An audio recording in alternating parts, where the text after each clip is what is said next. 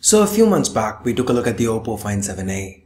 The Find 7 is pretty much the same build-wise, but packs in much improved specs, including a Quad HD, also known as 2K display. It's worth noting that it's just the second phone to come out with one. So how does the Find 7 perform? Does the 2K display weigh it down? Or do the improved internals manage to keep up with the display and maintain the stellar performance that the Find 7a produced?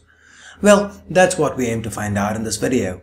So, if this is your first time here, or in case you've plain old forgotten, my name's Ash and you're watching C4E Tech. Let's get started.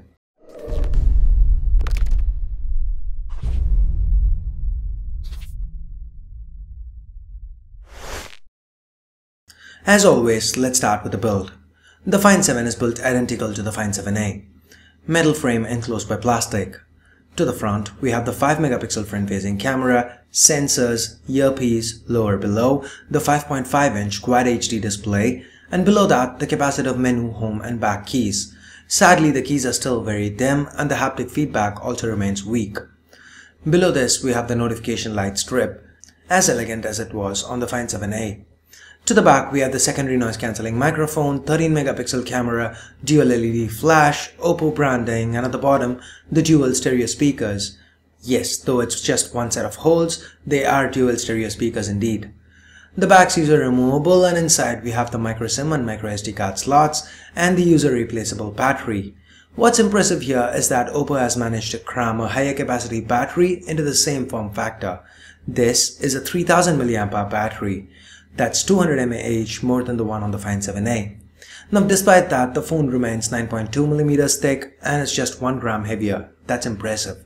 The button placements are also unchanged. To the right we have the volume rockers, at the bottom the micro USB port and primary microphone, the power button to the left, and the headphone jack up top. Do keep in mind that the Find 7 is a big device. Single-handed usage is not going to be possible always. It's just a little too tall and you'd often have to either maneuver the phone in hand a lot or resort to using both hands. Anyway, now let's get to the biggest USP, the display. The Corning Gorilla Glass 3 covered IPS LCD display sports a Quad HD resolution that's 1440 pixels this way and 2560 pixels this way. This gives the Find 7 a pixel density of a whopping 534 pixels per inch. The colors are natural, the contrast is good, viewing angles are great, but it's not the brightest of displays, meaning sunlight legibility is not great. Underneath the hood, the Find 7 is powered by a Snapdragon 801 chipset. That's 4 Krait 400 cores clocked at 2.5 GHz each, coupled with an Adreno 330 GPU and 3 gigs of RAM. Note that that's higher clock speed and an extra gig of RAM over the Find 7a. The internal storage has also been increased to 32 gigs from 16 on the Find 7a. As you can see, barring GPU-intensive benchmarks like GFX Bench, the Find 7 performs great. Pushing all those pixels does seem to take a heavy toll on the GPU. But that doesn't really show on any of the current crop of intensive games. No matter what game we threw at the Find 7, it managed to run it smooth. Audio quality was also great, both via the included earphones as well as the stereo speakers.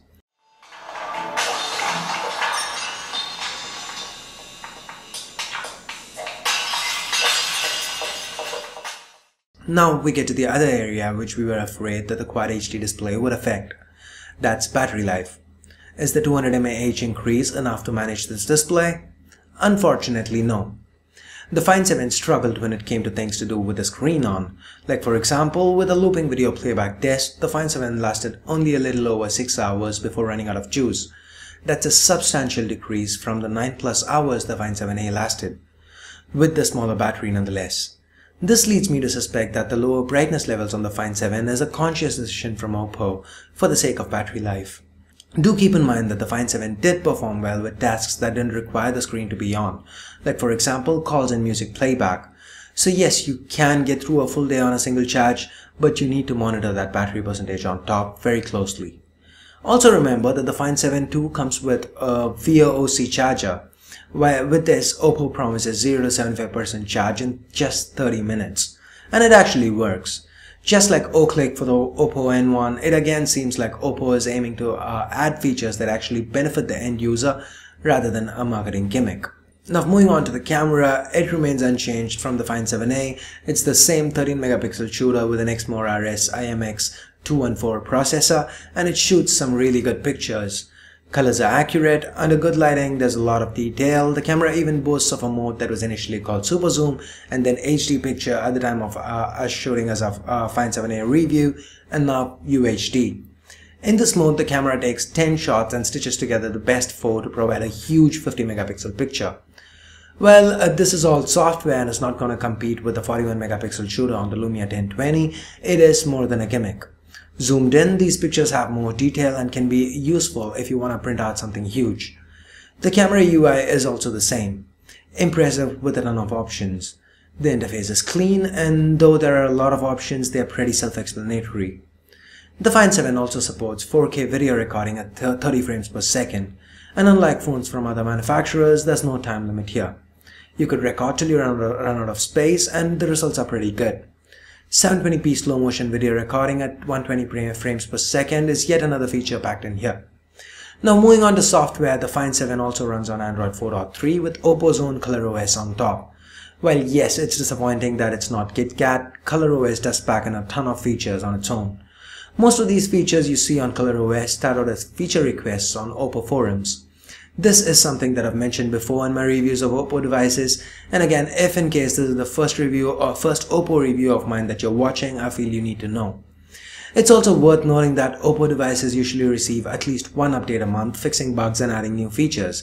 Again, these features here are useful instead of marketing gimmicks, since they actually started out as being requested by the likes of you and me.